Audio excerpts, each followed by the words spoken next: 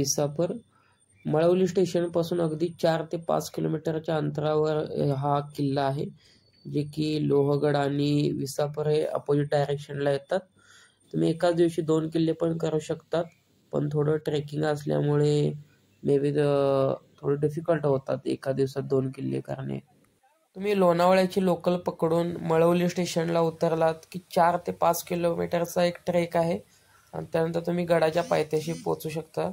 आणि second option म्हणजे bike पण गडाच्या पायथ्याशी येते, तो सुद्धा अवेलेबल आहे ऑप्शन तुमच्याकडे. गडावर बघण्यासाठी पाण्याची तळं, महादेव टेम्पल आणि विविध गोष्टी आहेत.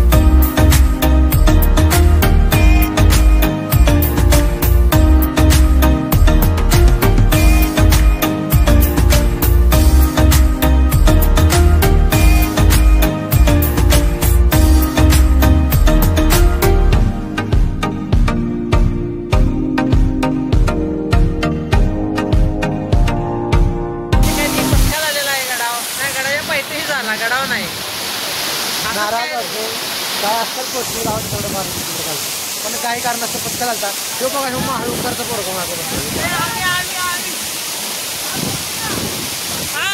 या ठिकाणी आम्ही किल्ले विसापूर या ठिकाणी आलोय आणि गडाविषयी सांगायला झालेला हा मध्यम लेवलचा ट्रेक आहे.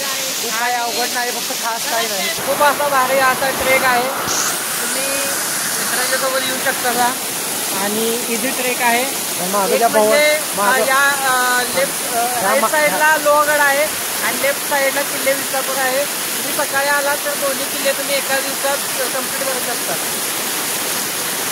आता एक पुढे व्ह्यू आहे व्हॅलीचा, तुम्हाला दाखवतो.